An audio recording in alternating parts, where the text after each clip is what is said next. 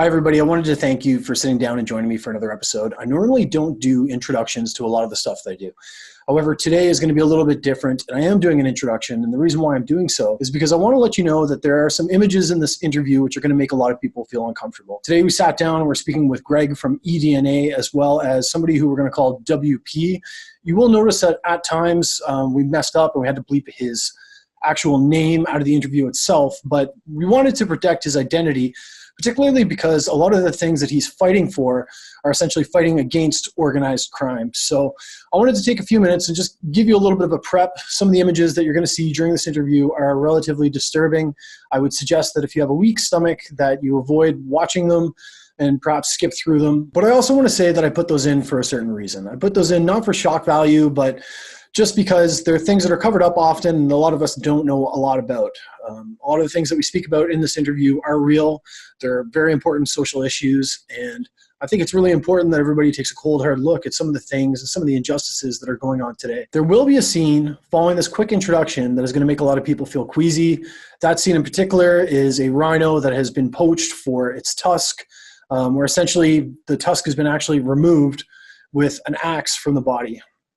Now, I know this sounds gruesome and I know this sounds gross, so I do want to apologize. However, I think it's important to actually show you a little bit about where some of the passion in this interview actually comes from, because there's a lot of passion from the individual who is out there every single day saving animals, from Greg, from myself, and I hope that you enjoy the interview, and I do hope that you'll share it with other people and pass some of this information along.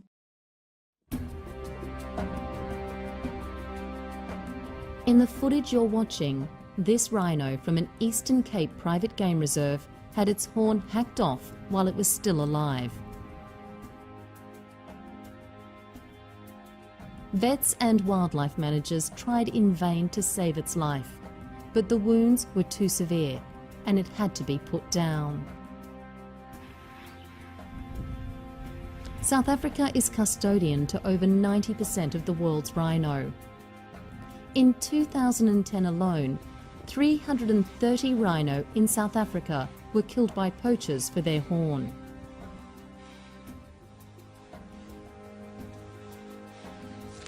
Already in 2011, over 125 rhino have been poached, one a day. It has been proven that the horn has no medicinal value and it's not a cure for cancer. However, it's still sought after, and mainly in the East. The killing will only stop when the horror of it is understood. Hi guys, and welcome to what is really a special episode, because today I'm sitting down with a couple of people.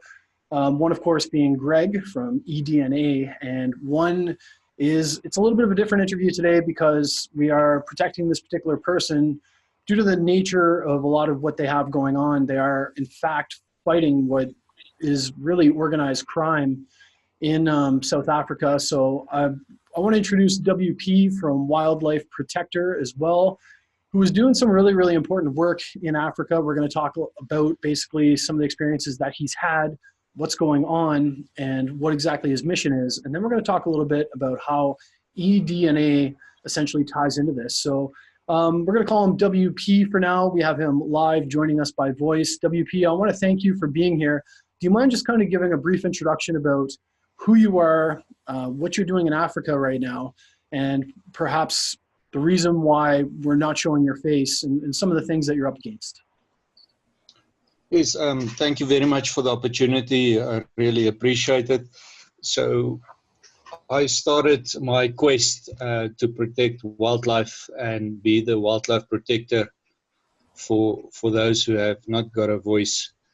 The rhino poaching pandemic at the moment allows for roughly 1.1 rhino to go down every 8 hours. So we're losing a rhino at a rate of 3 animals per day. So when I started out, I quickly learned that, very unfortunately, the traditional way of poaching animals by snare was not the only activity involved in this space.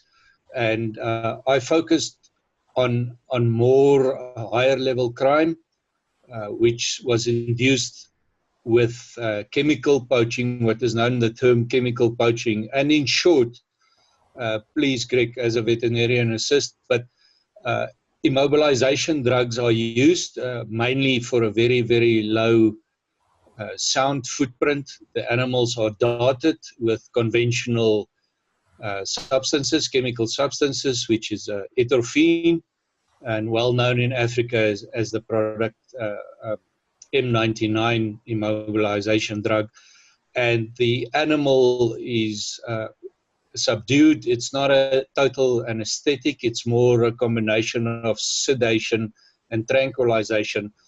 Albeit you can literally walk up to the animal, and a rhino by nature has got extremely poor sight.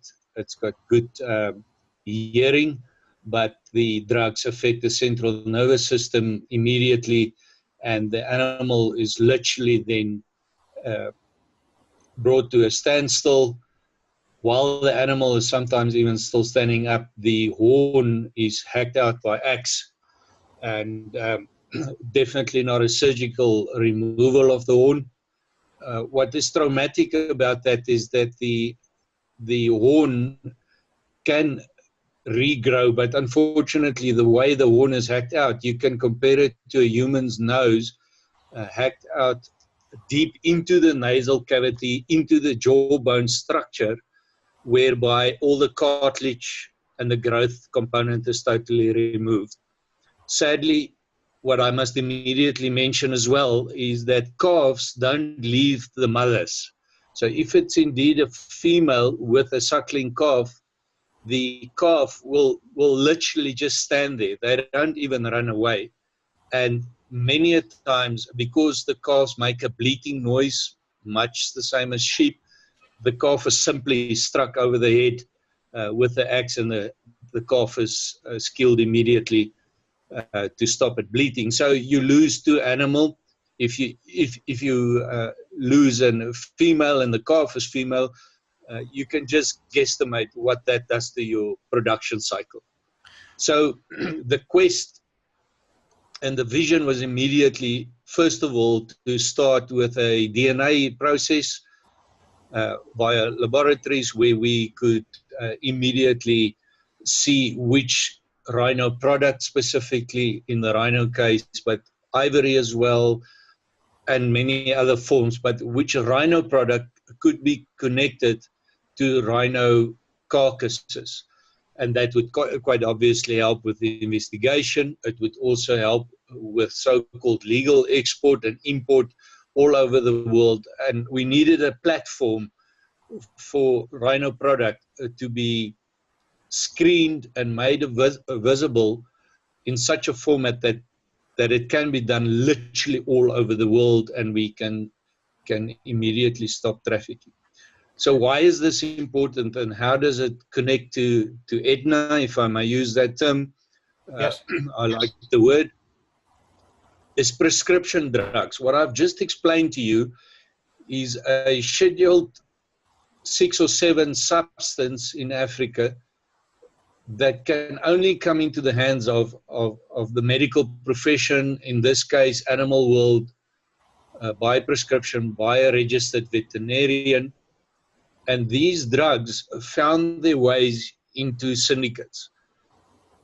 In the case of a drug that is used for lion immobilization, it's exactly the same drug that was found in spike drugs, where our children were spiked and then exported.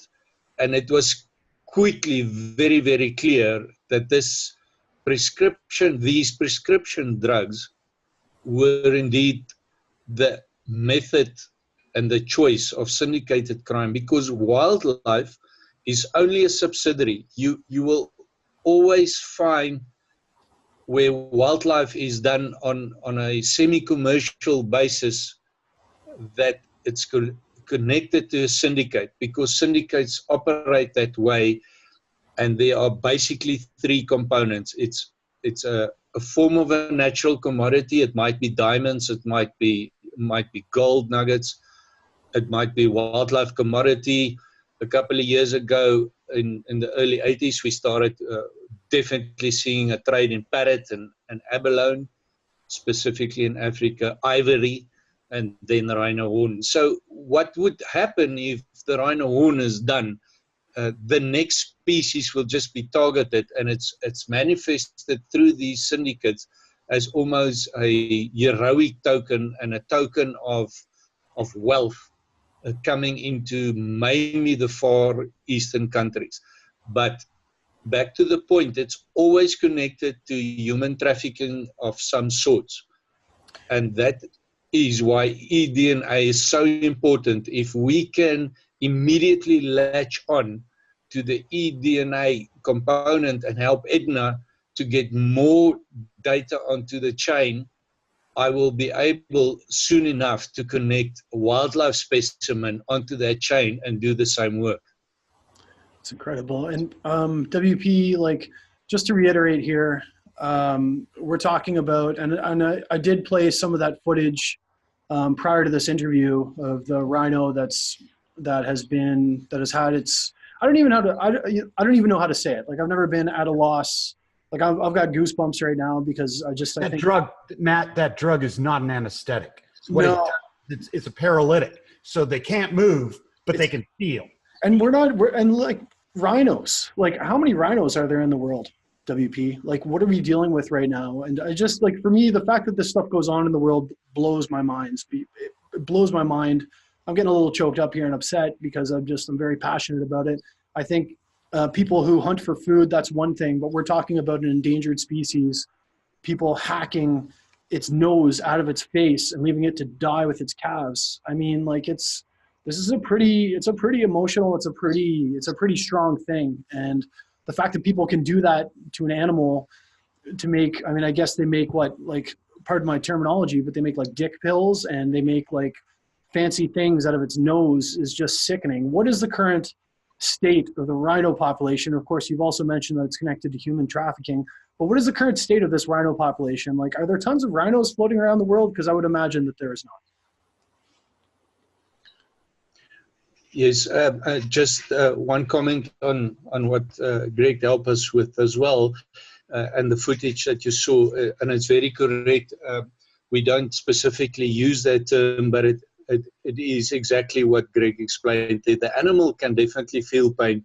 So in recent cases not recent, in many cases where I had the privilege of also doing monitoring on translocations, the animal's heartbeat, just by drilling into a horn for a transmitter, which is exactly the same as cutting hair or nails if you don't go into the quick.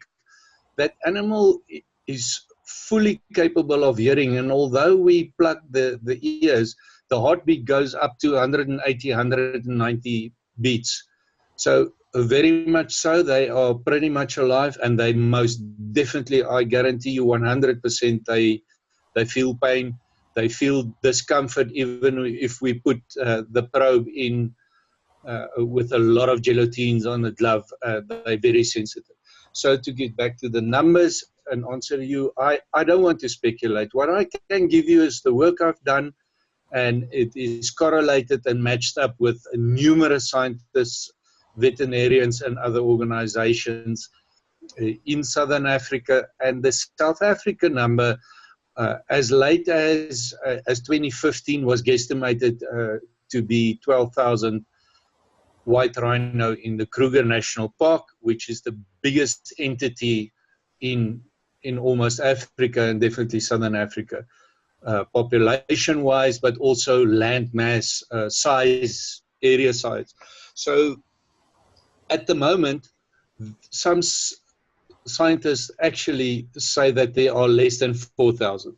The problem that I've got in this lies that our own government started to stop reporting on poaching statistics 2 years ago.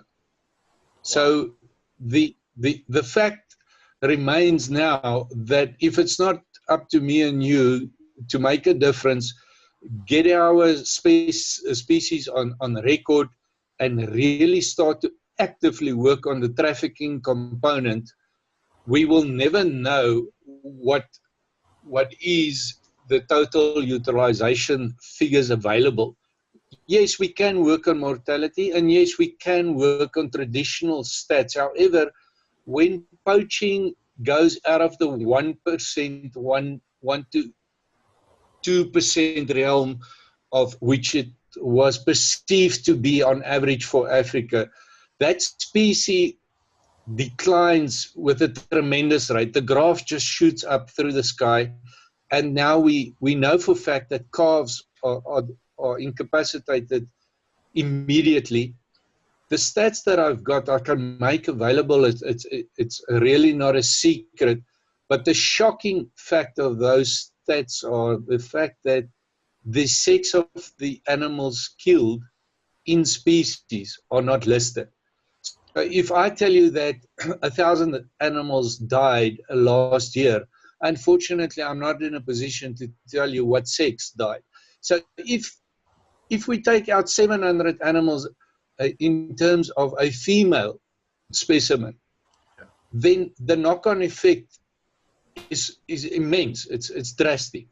If we would say, okay, the replenish rate is normally in nature about 55% female and 45% male, then 700 animals out of 1,000 coming up to close to 75% does make the math look that the government is not making available the stats anymore, and the fact also that our census data is not readily available and not made common sense just tells me that many a sinister thing is happening in the dark. It's gross. And of course, we're talking about some of these drugs being utilized for human trafficking as well. I guess we're going to get into a little bit more about your story, Werner. But I wanted to ask Greg, how does Edna connect with this, and how did you kind of meet up with WP, and where do we go from here? Like, how does Edna connect to all this, and how does blockchain work with all this? Well, WP found me. WP found me, and I think that there are several levels that Edna can contribute and help combat what's horrible. This is horrible. I mean, look at that video. If you're not moved by that video, I put my hunting equipment behind me because I want people to know I hunt, and I hunt deer. I live in Wisconsin. What I take typically are aged bucks, males, so make room for the younger males, which there's always more of those. It's genetically sane to do this, okay? It actually improves the quality of the animals' lives when they don't continuously breed with the big buck, right? And the other animal I take are dry, what we call dry does. These are animals that have not had a baby in years. And I watch them for years before I take them. I know that they have not had a fawn. And we watch. I take pictures. I shoot more with pictures, with cameras than I do guns and bows. But this is very responsible hunting. And I was telling Matt earlier that if an animal takes one single step after I shoot, I failed. I want that animal to literally drop in place without even knowing what happened. It's over, done. And I eat the meat. It's not wasted, any bit of it. So I mean, responsible hunting is totally different than what's going on here. This is not harvesting of an animal for the good of the animals around you, the environment, or anything. There's nothing good here, zero good, except that some people believe that rhino horn has properties, magical properties, and they want this. And some people believe that it's really cool to have a carved ivory elephant horn, the bigger tusk, the bigger the better, and they cost $300,000. This is not something a normal person wants. Some of the things that we know is that poverty is contributing to this in big ways. Sometimes animals are killed because they intrude on farms, and the farmers themselves aren't necessarily poachers, but they'll stand by and let a poacher go do their thing, because their livelihood, their lives are impacted. Now, if Edna goes in there, sequences that animal, and by the way, matching, we've got our scientist, our lead scientist is working very hard to make sure that we can offer a simple, very inexpensive test for that ivory and those rhino horns to genetically match them to WP's maps. He has maps.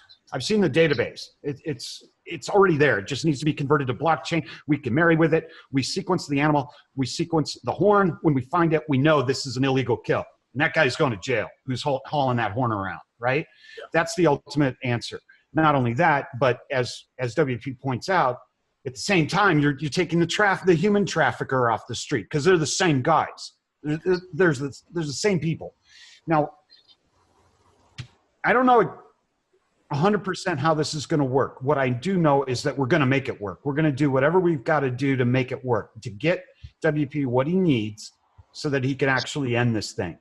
Because otherwise, your children, Matt, your grandchildren will never see a rhino, never see an elephant. They will take it to the nth degree, because there's no stopping them. The poverty is bad enough. But with Edna's program of, you can go fund one of those African villagers to get him sequenced, we monetize his DNA. Now he's got stacks and stacks and stacks of money, and you've taken your investment and doubled or even tripled it. I don't care what you make. There's still a ton of money left over for him. Yeah. You raise the poverty problem, you solve that, the poaching problem, the human trafficking problem will drop in like that. You know, come on. I know you guys see this. And I believe that the people that, at least in our Telegram room, the people that have communicated with me about Edna, that they believe in Edna, they want to support Edna, these people will want to support this. Yeah. And we take a little bit of our profit from monetizing our own genetic information, we pump it back into something like WP's work. And I want to put them front and center, because this is important. You know, it's a global world now. You cannot live in your ivory tower, no pun intended, in New York, and not be affected by what's going on in the rest of the world. We've got to get it together, and not in a way that you're dominating this planet. You know, it's not yours to own. Yeah, I think what most people fail to realize is that even mosquitoes play a very vital role in the global ecosystem. And when you start losing species, particularly those as majestic as a white rhino, and you know, you allow certain species to be wiped off the planet by unnatural means. And by unnatural means, I mean by predation, unnecessary predation by human beings, for part of my terminology, but for dick pills and statues. Then you affect the entire ecosystem. Every single creature on this planet plays a really vital role in the world going around. And I also saw a picture of your DAC page where you're going to be able to accept donations for this particular cause. And of course, you're going to be able to sequence people over there. I think it's a really good cause. And for me, the thing that I really find compelling about all this is that we're using blockchain to help fix real problems. I want to dip back to WP for a little bit, and I want to talk to you, WP. I'm willing to bet that the work that you do is not highly paid, and there is a reason right now why we're not showing your face and we're not necessarily saying your name. Is doing what you're doing, would you consider that in the realm of danger? I mean, who are the people that are profiting off this, and what have been some of your experiences doing the work that you do? Yes, I just immediately want to add in terms of sustainable utilization of any species and harvesting of species. The fact of the matter is that I don't think we've got a supreme right just to kill off animals, apart from the ethical and inhumane ways that it is conducted in. The really, really sad part is that I can name species after species. If rhino is indeed wiped out as a species, the next species will just be targeted, and it's already there. Rhino horn leaves Africa on average after killing the animal and taking the horn, roughly in a period of 14 days, maybe 21 days. So it's a hot commodity. It's on the run, and it moves. Lion, for example, that is poached, leave the country, South Africa, with all its sophistication, within as short a space as 72 hours. From nose to tail, lion bone, skin, muscle, sinew, the complete animal, toenails included. So the message that I'm trying to make is that poaching cannot even be in the same room as hunting or utilization or harvesting, not at all. And I've got the facts to show on that, and to motivate why there should always be sustainable harvesting. I'm not there though. I'm just trying to emphasize so dearly that if we lose one animal, we will just lose the next animal. It's a syndicated crime, and the commodity will move on. It will not stop. Yeah. Tiger, Indian tiger, Bengal tiger was high on the list of sophisticated species for mainly the Far East market. It came to a grinding halt. It moved on to lion, immediately into an Africa species. Why? Simply because of our logistics and our security systems, and sometimes plainly the corrupt individuals involved in very high level, in so much as ministerial level of government. So it was a freeway. The reason why you are blanking me out is the fact that we're dealing with syndicated crime here. So I can explain to you with facts again that the rhino horn price has exceeded the World Health Organization price of heroin and cocaine. So gold doesn't feature, cocaine doesn't feature, rhino horn features. That's how highly it's sought after.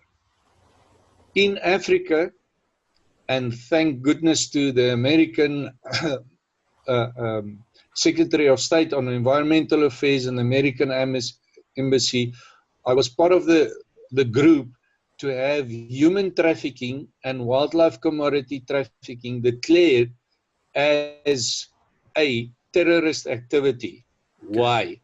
Because the syndication of these commodities are directly linked to the arms trade. It goes hand in hand. And that is not what I say. That is what the American Embassy helped us with, and the Secretariat helped us with. So it is on an extremely high level that we have to work the problem. The fact that I'm trying to focus on chemical substance just brings me extremely close to the human component and constantly to the drug runners of this world. These are not the cheerleaders of the NFL. These are hardcore criminals swinging drugs, swinging firearms, swinging our children and wildlife commodity. The statistics of human trafficking in Africa, released for 2017, showed a decline in age bracket from, on average, the 18, 19, 20-year-old student going for a typical au pair work, etc., gap year scenario, came down to the age bracket of 15 years old. I don't want to hear this. I don't want to hear this. I've got a niece who's 15. I don't want to hear So it. what I'm saying to you is, even if we lose every single rhino, a rhino, excuse me, even if we lose all the animals in this world, our children is still core focus. So enhancing the forensic capability through Edna does address twofold problem. One, extremely important, the economics. What I'm trying, and that's why I'm really focusing on Edna a little bit ahead of the animal component, is the fact that if I can generate economics, if I can monetize the spit of a human being in a village and pay him and give him back something into his village so that he can actually buy decent food, he's out of the bushmeat scenario immediately. Because remember, the average Joe Soap that now walks around with a snare to snare maybe a smaller specimen is now in front of the barrel of a poacher looking for ivory and rhino horn. So the individuals, the layperson in these communities are also getting literally shot because they are in the way. So if I can stimulate the economy in a rural area in bringing money into that area, I'm wiping out the direct need for bushmeat. Many people in Africa is making a choice as we sit here tonight to either buy medicine or to buy food. That's how poor we are. So if I can actually give him money and I can take doctors on the run, doctors on the 4x4, doctors by train into those villages and do basic medicinal needs, and the person has got the dignity of putting his 50 cents on the table, you've got a mindset change. You've got a person that is now seeing, with my story that I'm telling him, he does not need to be stepped on in various forms by poaching and literally stepped on by an elephant, because our money can start to help him to buy deterrents in the form of maybe beehives, in the form of alarm systems, etc., etc. But what I'm saying is this individual, the poorest of the poor in Africa, can now feel with simple technology that he's got dignity and he's got substance, meaning finance. I can give you an example of people that we approached in Dar es Salaam in Tanzania. He's selling cashew nuts on the street. He does not make $1.50 per day, but he's got 3 cell phones and not on contract. It's on pay as you go. I don't know if the Americans are familiar with that term, but pay as you go means they buy data, they buy X amount of calls, minutes, etc., SMSs. So with Africa's full of cell phones already, we've got it. Zimbabwe right now, as we sit, has not even got paper to print the government bonds in. They have no currency available, nothing. Yet they operate through their cell phones on a non-contractual basis. The poorest of the poor can tell you immediately what's the exchange rate between South African rand, Botswana pula, Namibian dollars, US dollars in Zim, and what they can buy. So the moment we use Edna to bring direct currency back to that individual on his cell phone, that individual will be far better off than what he was yesterday. Out of that, we as a collective then immediately have forensic capability. We immediately have trafficking capability. Yeah. And we've got a story to tell, because we need to educate people around us about all of this. And we need to tell our story to the world. Yeah, man.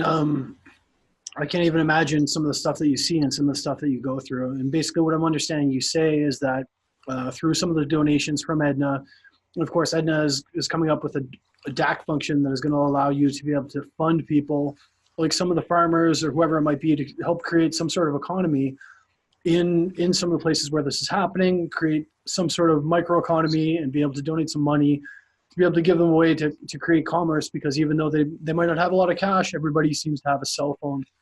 And if we're able to... I want to jump in. Please do. Madam, excuse me. So what we're looking at here is if an investor with $800 or $1,000, let's just make it easy, call it $1,000. Yeah. Wants to loan Edna $1,000, we're going to take that money, go sequence a 15-year-old girl in every village we can get to, so that the traffickers know that they've been sequenced, right? Yeah, very important. We're going to let them know we were there. We were there. We sequenced. You don't know which one we sequenced, but we sequenced one. Absolutely. Order with that.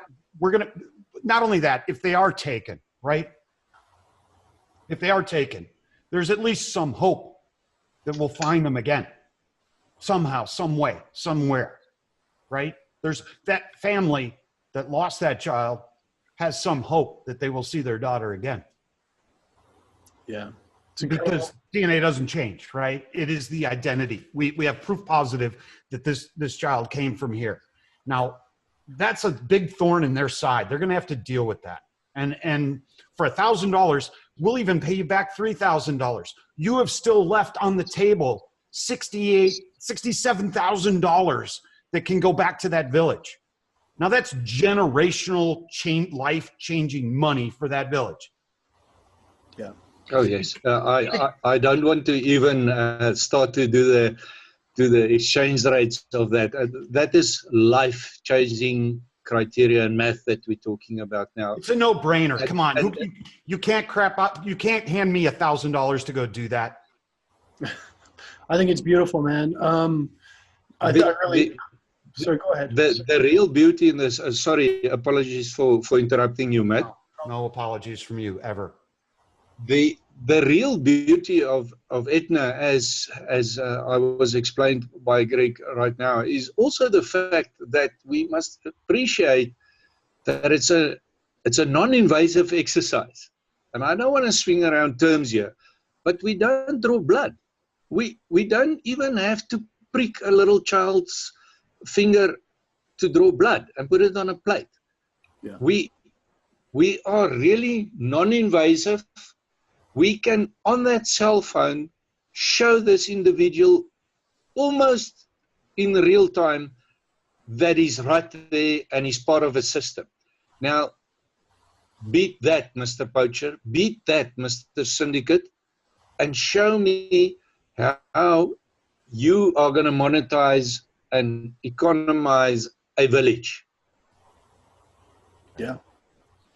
I really, really like it, WP. I've liked Edna for a long time. I've been with Greg kind of since the start. When I saw your story and I saw that footage of the rhino, it struck a particular chord with me. I love animals. I like animals a lot more than I like people. And don't get me wrong, I like people, but I like animals a lot more than I like people. I thought it was a really interesting story. And I thought the fact that Edna is teaming up with somebody as yourself, I wish, we could bring you on and maybe sometime in the future we will, and we can talk about some of the stories and the ways that you put your life at risk every single day dealing with these people, because this is not ballet here. I know you've had some very harrowing experiences, and that's part of the reason why, of course, we're covering your identity. But to see blockchain, Edna, and a cause come together is a really beautiful thing, because I think that that's really what we're here for, and that's really what blockchain is all about. It's about doing things to change the world, and I think that that you guys, along with Greg, are very well positioned to do so. I wanted to ask you. Oh, jump in, Greg. Go ahead. Sorry, buddy. I just want to point out that the rangers that WP works with, the people that are in charge of these parks and trying to preserve these wildlife, they're killed all the time. Yeah. They go. They're go to war every day, just like, you know, it's just disgusting. It's just gross. It's the figures of the average ranger in a park in the year of 2017 was 4 firefights a month. This guy was in battle, being shot at 4 times at least in a month. That's once a week, guys. Man. I'm actually speechless. I'm personally, you know, it's hard for me because I like people and I want to believe in the faith of, I want to believe in the faith in the future of humanity. But with stuff like this going on, sometimes it's a little bit bleak. I don't understand. I mean, it's bleak enough. Of course, seeing those images is really probably one of the most disturbing things that I've seen in my entire life. And then as we've spoken about, this is, you know, it's all the domino effect. One leads to the next, leads to the next, leads to the next. Exactly. It's about more than just, we're not talking about killing a mosquito here. We're not even talking about killing one of the most majestic, beautiful, endangered animals in the world. We're talking about where does it go next, and it's already going there. So I think that's the real sad part, and that's the real critical question. And they're taking our children. Yeah. I'm going to post some information. I understand that you have a website as well. You're going to be working closely with Edna in the future, which is something that I'm really excited about. And I hope to be able to sit down and do like maybe more interviews with you guys and get some of your stories out there, some of the things that you've seen, some of the things that you've dealt with on a daily basis. But I also want to keep this relatively concise so that we get the most amount of people here. I guess I understand that you as well are setting up a current website to be able to take donations to your particular cause.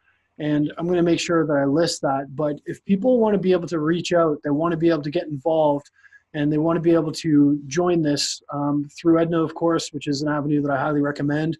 But if I understand that you're in the process of setting up a site, where can people get more information? Where can people find out about your cause? And where can people reach out and get in touch with you? Yes, we are based in Southern Africa, and more specifically, the domain is called Wildlife Protector, one word, .africa. Very easy.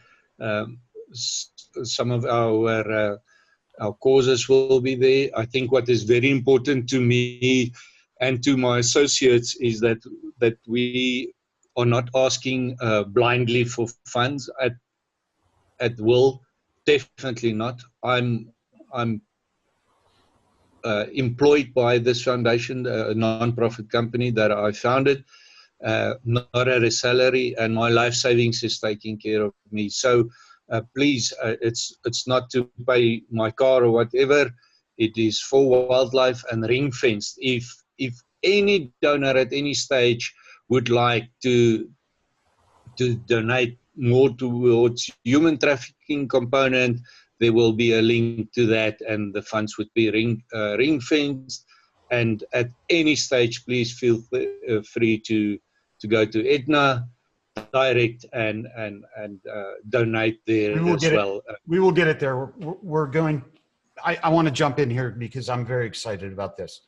This is how you make a difference, and if you do it right, if you do it the way we're trying to create, what we're trying to create here, this doesn't cost you. Right? You take some profit off of your Edna, we pump it to wallet. Yeah. And that's how you get it there, right? This is not your investment in Edna. While those funds sit there and grow, your investment in your own genetic marketing, right? You go ahead and funnel that into somebody else. We make sure somebody in Africa, the 15-year-old girl, gets sequenced, right? Yeah. Village by village. This doesn't cost you. You are going to make your money back. You're going to be returned. This is win, win, win, win, win. And I can't be more excited about it. I can't. I'm out of my skin right now thinking about what we can actually change. And together, right, us, we can do it. I can't do it. Absolutely. WP can't do it. Matt can't do it. But together, enough of us get on this. It's done. It's over. We can literally change this planet, and we're using blockchain to do it. Come on, man. This is what we're here for. This is why I Greg, love the real beauty of this is if I'm knocked out of the system and God forbid you or Matt are hurt out of the system, the data is still on the chain. It's going to match up if that child is trafficked. Right. If Can't that stop it. rhino Can't stop commodity it. is trafficked, they cannot stop us. So this is a win, like you say. It's an immense contribution.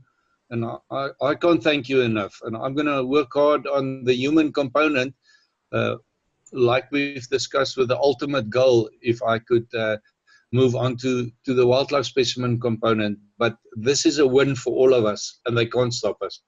They can't stop us. They can't stop it. You're exactly right. Doesn't do any good to kill Greg or WP because it's on the chain. And that's it. Guys, I love it. I'm hoping to drag you guys into more interviews about this in the near future. I love it. If you haven't checked out eDNA, you have to check out eDNA. I'm going to post all of the stuff for WP. This is probably one of the coolest interviews I've ever done because I think that it has the most impact. And I mean, like, EOS.io is my favorite community. It's something that I'm proud to be a part of. And I challenge other applications. If you're looking in, I mean, I'm just saying, Greg is a real dude. Absolutely. I'm just saying, Greg is a real dude. He is going out of his way to really try to make some changes in the world. And WP, of course, is joined on that. And I challenge each and every one of you people out there to really not just pretend, like not just BS. Yeah, I'm going to save the world with blockchain. To really choose a cause, find something you get attached to, and make the world a better place because you have the opportunity in front of you right now. With that, I'm going to say thank you so much for your time, Greg. WP, it's been an absolute pleasure chatting with you. I look forward to doing it again soon. And I'm going to make sure I post all your relevant information and links. Go Edna, go Wildlife Protectors. I look forward to talking to you guys soon. Thanks, Thank you so much. Thank you for the opportunity. Much appreciated. Talk soon. Talk soon.